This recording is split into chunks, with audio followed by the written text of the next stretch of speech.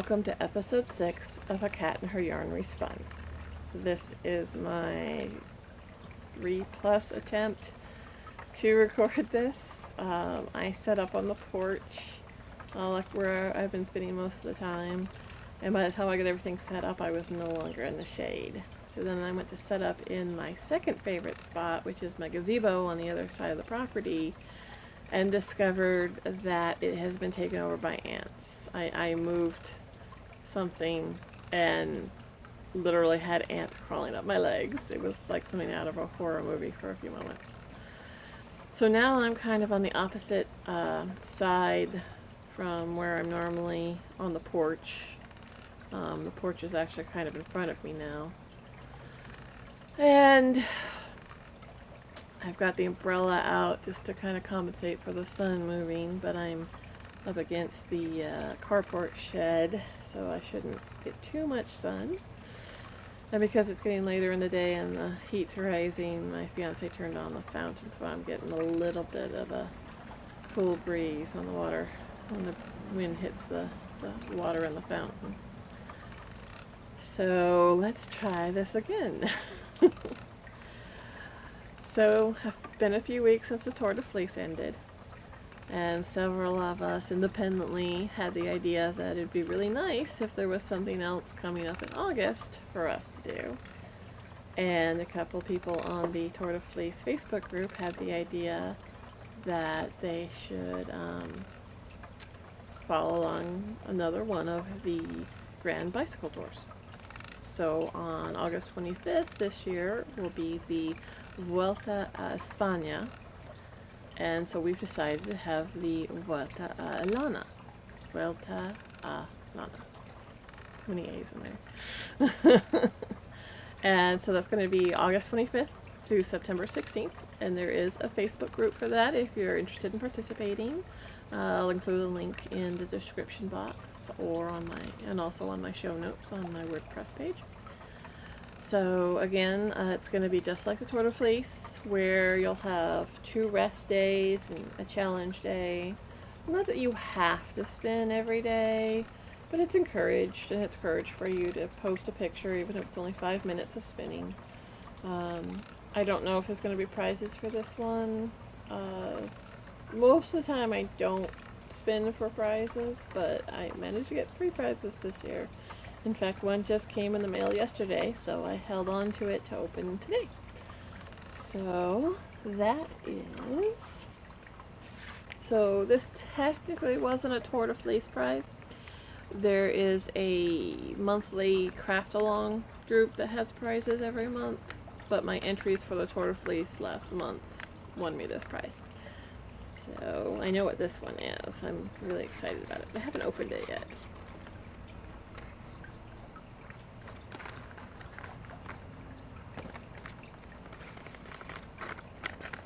This came from the UK, I do believe. Yeah. Aww. Aww. It came with a card. See if that came up. So I guess it's Eccles Island and Eccles Cake. Huh? Ah. So if you bake this recipe, it's a northern UK classic. I live in Eccles. At least I think it's pronounced Eccles. So there's a piece of paper here.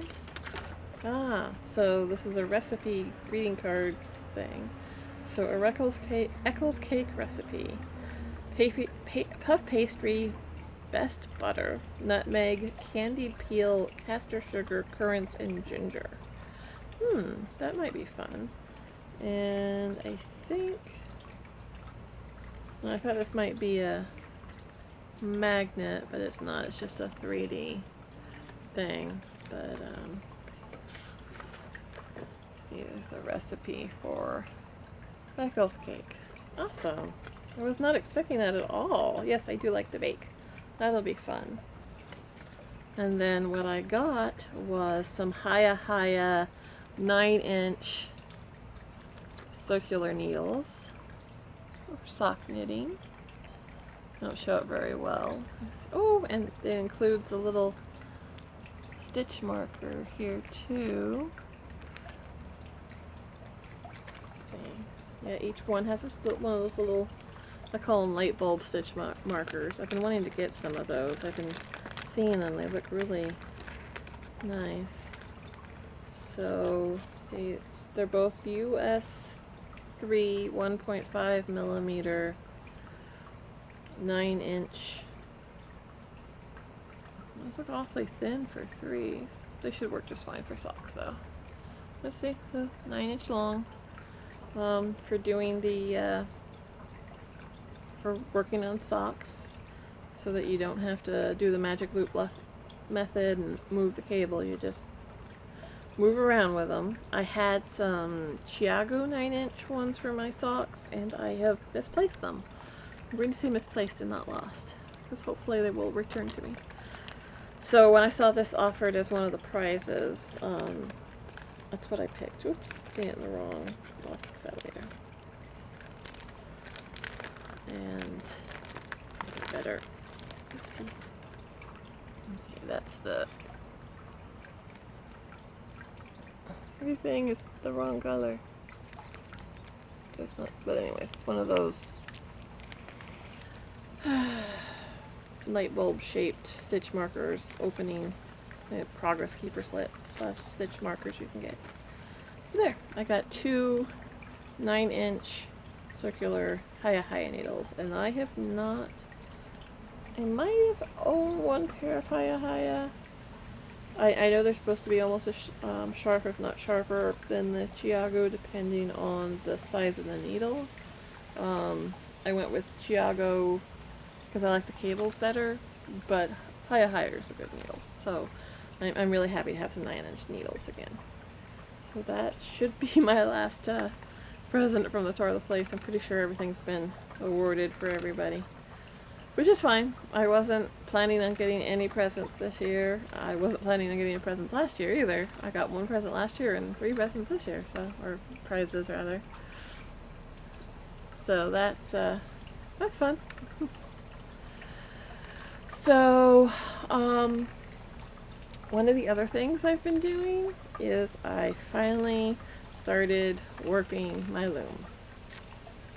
Me and my mother, back in January, we went to visit my sister, and on the way back we stopped at an antique store, and behind one of those giant wicker chairs, it looks kind of like a giant spade in the back, as the back of the chair, maybe 6 foot tall.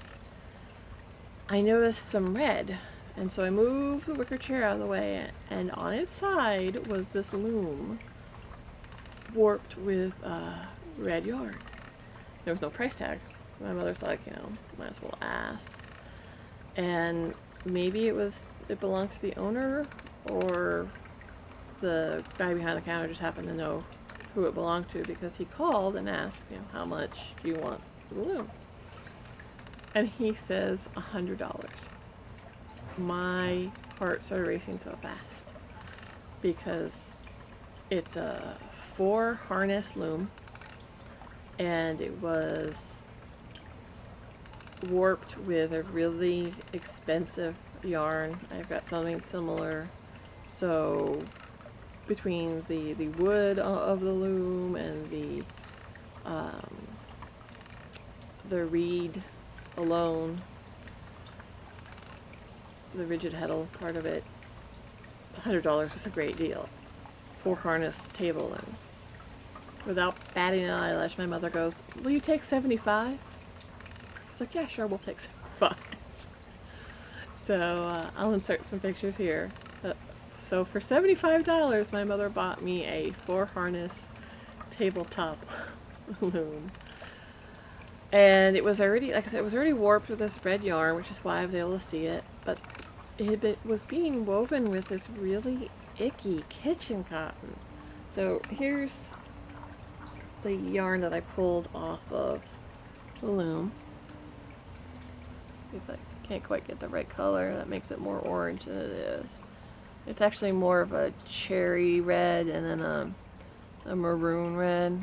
with alternating, and it's really nice. I would say, you know, if it's not silk, it's one of the like faux silk cellulose ones.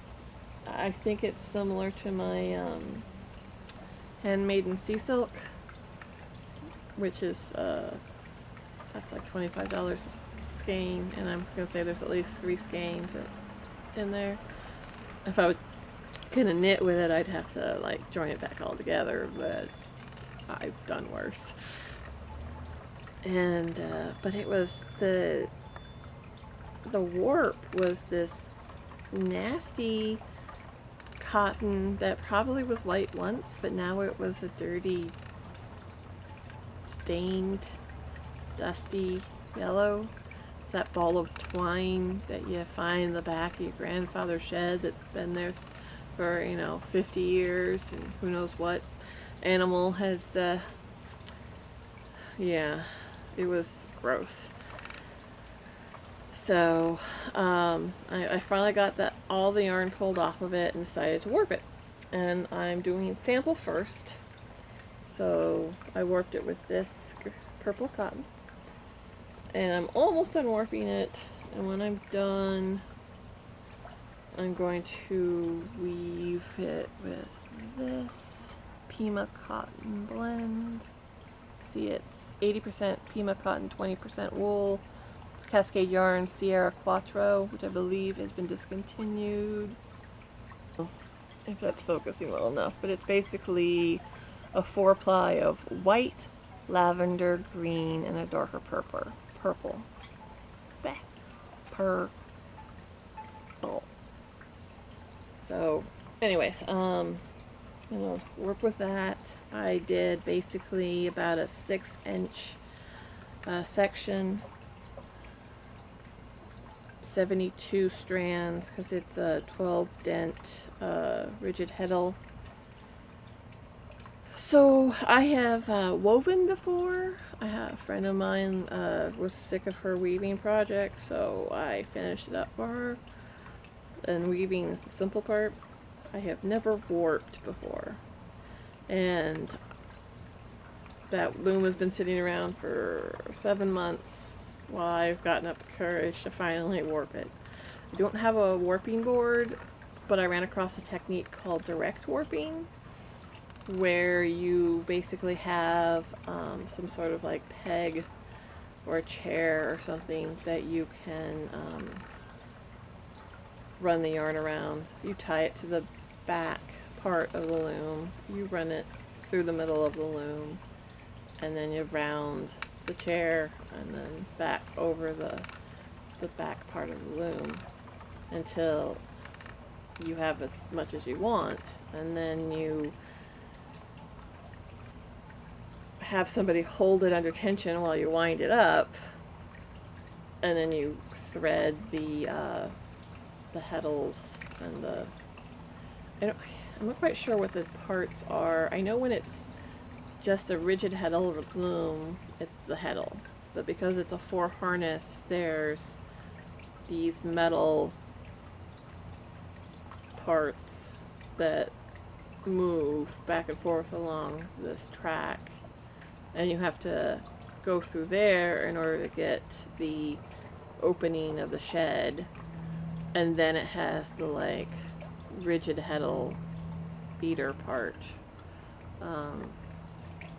that tightens the weave after you've moved the shuttle through, and before you change the shed. I don't know, like I don't know a whole bunch about weaving. I've been wanting to learn because my great-grandfather was a master weaver, and there is a quilt, a queen-sized quilt tapestry. His second wife and another couple had this special loom made for them so they could create this. It's not exactly a tapestry. I'm not exactly sure, but the loom looked more like a regular weaving loom, but it produced basically a tapestry picture. and it's a giant, like, queen size quilt, and it's in a museum somewhere in California because the picture depicts the governor of California's garden that's outside the residence. There's this beautiful garden, and so that's what the quilt depicts. So he was quite known in the weaving circles in California in the 50s and 60s, I guess. But nobody else in my family that I know of, like of any of his descendants, weaves. And so I've really been wanting to learn to weave and get my own loom. And so when we saw this loom in the antique store for $75, it looks to be handmade because there's a couple issues with it that I don't think a professional made loom, even one of the smaller outfits, would have done. But it works really well so far. And an equivalent one made by a professional company is in the, I don't know, $700 to $900 range, brand new. So getting it $75 is awesome, even for one that's homemade. There's more than $75 for the wood in it. So, like I said, there's just, and the metal part of it, the rigid heddle, I went and priced that, and those are like about $70 before shipping. But I want another one. So I'm really excited. It's taken me a few days to do it though. I have to keep taking breaks to with my back hurts. But it's almost ready to actually start the weaving part.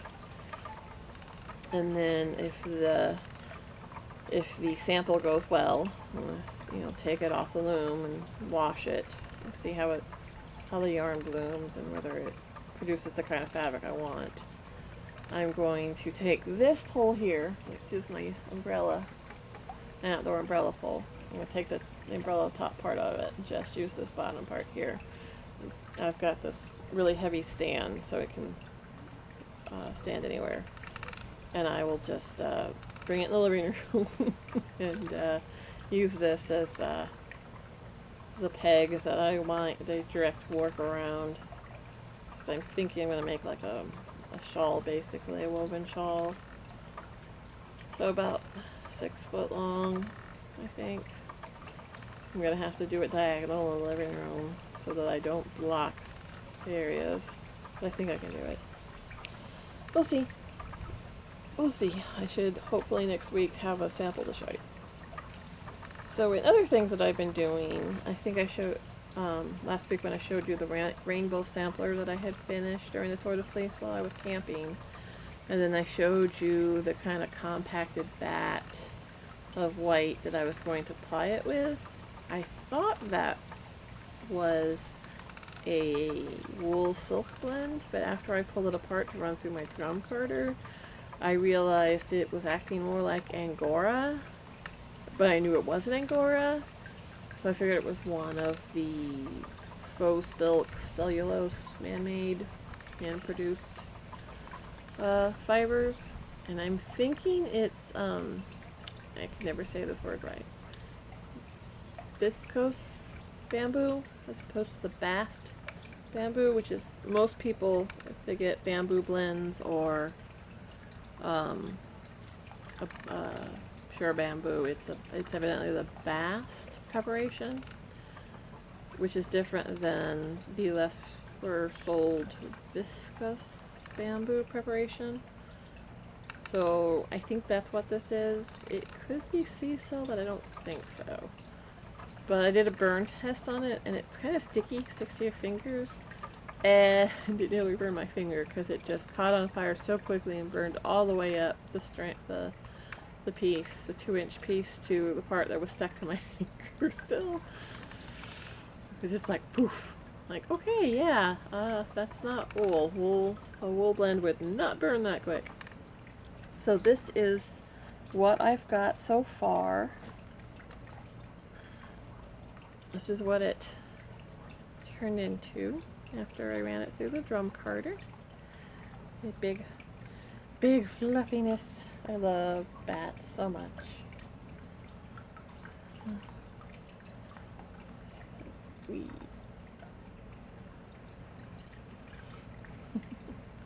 So I have two. This one came out a little more neppy. So I think I'm gonna, and it was also a smaller section, so I think I'm just gonna run the whole thing back through the drum carder and get two more even-sized bats. But I probably won't need all of this for the project to apply with the rainbow samples, but we'll see. But, oh, I'm big and fluffy. Fluffy, fluffy. So, I'm happy with it anyways. Even if it's not silicone wool blend, it's still nice. And seems to, and it just, yeah, see? This is,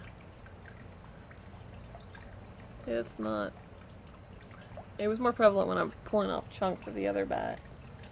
It stuck to my fingers. And it stuck to everything. It wrapped itself around this.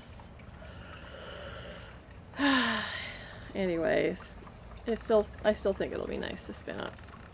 And then I want to dye half of it black, and having thought it was a protein fiber, I was all prepared to dye half of it black before I applied it with the rainbow samples. But now that I know that it's plant-based, to double check whether or not I have a black plant-based dye. So this orange BFL, which I'm applying with some other orange wool of the colorway known as Maine Lobster, that I spun for the Tour de Fleece, and got this. Finally decided what I want to spin it up as. I mean, to knit it up as. When I originally did this project, it was going to be arm warmers. Well, it turned out it was supposed to be DK weight, and it was supposed to be for using US 6. Well, this bottom one is the US 6, and it's very stiff. And even using US 6, I cast on for the arm warmer pattern, and it's going to be way too big. And I don't want to go down a needle, because at 6 it's already really stiff. So, went looking for a new project. Finally gave up on arm warmers and decided on a cowl. So the cowl I have chosen is the Deep Creek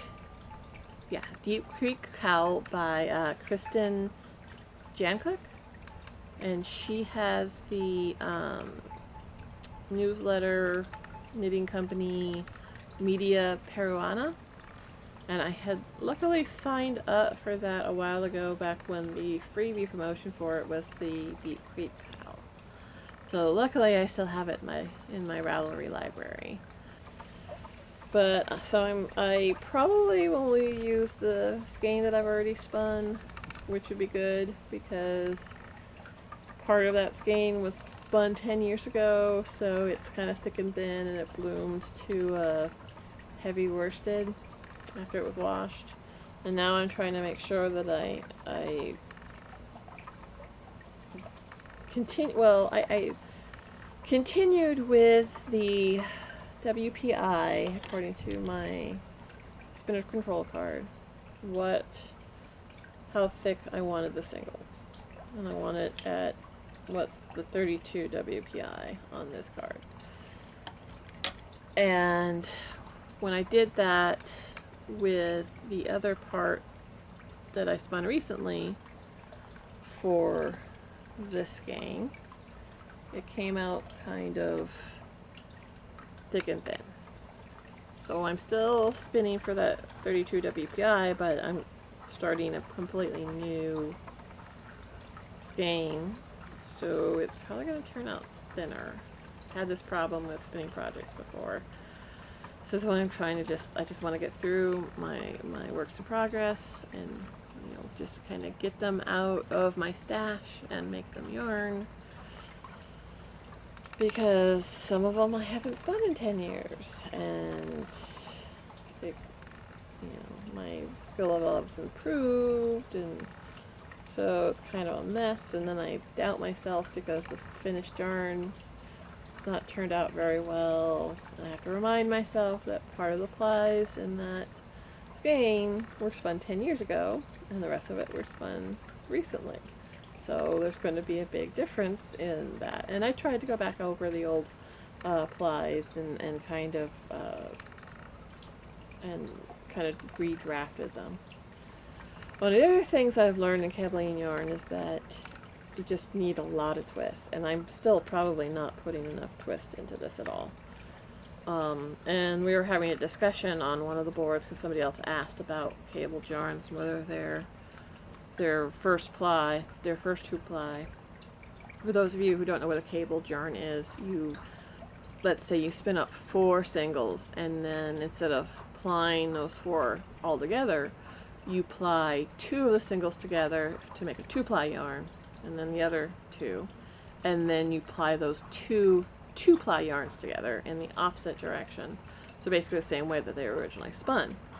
This unfortunately takes away a lot of the twist from the single, because you're plying it and then plying it. And I had that problem with the other skein where part of it kind of just drifted apart when I was doing the final plying, because that section just didn't have enough twist in it.